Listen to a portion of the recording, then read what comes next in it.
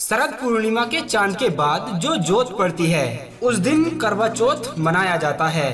देश भर और विदेशों में भी भारतीय महिलाएं इस पर्व को बड़ी ही खुशी के साथ मनाती हैं और अपने पति की लंबी आयु के लिए इस व्रत को रखती हैं। हमारे धर्म शास्त्रों के अनुसार वो 3 महिलाएं कौन सी हैं जिन्हें करवा चौथ का यह व्रत भूल से भी रखना नहीं चाहिए। ऐसा करने पर उन्हें जोत का फल नहीं मिलता है बल्कि माता गौरी उन पर क्रोधित हो जाती है। दोस्तों, हिंदू धर्म में स्त्री को हमेशा से ही देवी का दर्जा दिया गया है, इसलिए उसे ये वरदान मिला है कि वो जिस चीज के लिए भी तप करेगी उसे उसका फल अवश्य मिलेगा। महिलाएं करवा चौथ के दिन निर्जल व्रत रखती हैं। इस दिन जोत का चांद हमेशा देर से ही निकलता है। ये एक तरह से महिलाओं की परीक्षा होती है कि वो अपने पति के लिए कितना त्याग कर सकती है।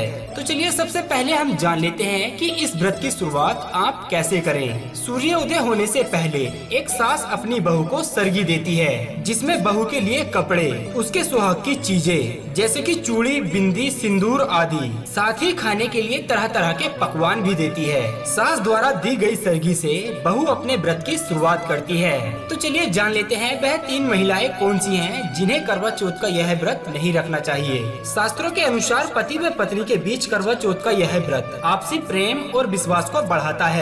लेकिन अगर पति पत्नी के बीच लंबे समय से लड़ाई झगड़ा, मतभेद या फिर तनाव है या फिर काफी समय से दोनों एक दूसरे से दूर रहते हैं तो ऐसी स्त्री को इस व्रत का पालन नहीं करना चाहिए। ऐसे तनाव भरे माहौल में मन में पति के लिए तरह तरह के सवाल आते हैं और यदि स्त्री ऐसे क्रोधी मन से करवा चौथ का व्रत रखती है तो इस व्रत का खंडन होता है, जिससे यह व्रत पूरा नहीं होता और इसके फलस्वरूप पति व पत्नी दोनों को ही मुश्किलों का सामना करना पड़ सकता है और दोनों के रिश्ते में दरार भी पड़ सकती है। इसलिए अगर आप एक सुहागन महिला हैं और करवा चौथ का यह व्रत रखना चाहती हैं, तो आप अपने मन से क्रोध, मतभेद, तनाव भरे माहौल को निकाल दें, अपने रिश्तों को समेट लें और आपसी कलेश दूर करके ही इस व्रत की शुरुआत करें। दूसरी स्त्री, आज का युग काफी आगे बढ़ चुका है, इसलिए कई सारे संबंध ऐसे भी हैं जो कि बिना शादी विवाह के ही बने होते हैं, जिसे हम लिविंग रिलेशनशिप कहते हैं। आज के जमाने में स्त्री व पुरुष बिना शादी विवाह के ही एक साथ रहने लगे हैं। साथ ही कुछ पति पत्नी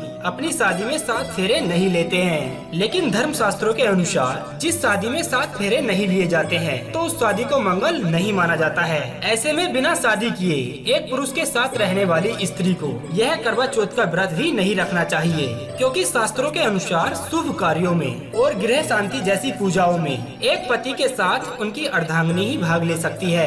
बिना शादी की रस्मों के व वचनों के आप करवा चौथ का व्रत नहीं रख सकती, क्योंकि इसे वर्जित माना गया है। तीसरी महिला, शास्त्रों के अनुसार अगर कोई स्त्री अपने पति के होते हुए भी किसी दूसरे पुरुष के साथ शारीरिक संबंध बनाती है या फिर किसी पराये पुरुष के प्रति मन में भावना रखती है तो ऐसी महिलाओं को भी करवा चौथ का व्रत नहीं रखना चाहिए, क्योंकि ऐसी महिलाओं को माता गौरी का पाप लगता है और करवा चौथ का यह व्रत केवल पतिव्रता स्त्रियों के लिए ही होता है। अगर कोई चरित्रहीन स्त्री करवा चौथ का यह व्रत रखती है तो उसे माता गौरी के ही क्रोध का सामना करना पड़ता है। समर्पण की भावनाओं को दर्शाता है। आपके पति की छवि को चंद्रमा में देखने का अर्थ ये होता है कि आपके पति की मूर्त आपके मन में बसती है। यदि अगर किसी स्त्री के मन में किसी पराये पुरुष की मूर्त है तो ऐसी महिला ये व्रत भूल से भी ना रखे। तो दोस्तों, आशा करते हैं कि आप लोग समझ गए होंगे कि कौन सी महिलाओं को करवा चौथ का यह व्रत नहीं रखना चाहिए। अगर वे महिला इस व्रत को रखती हैं तो घोर पाप लगता है।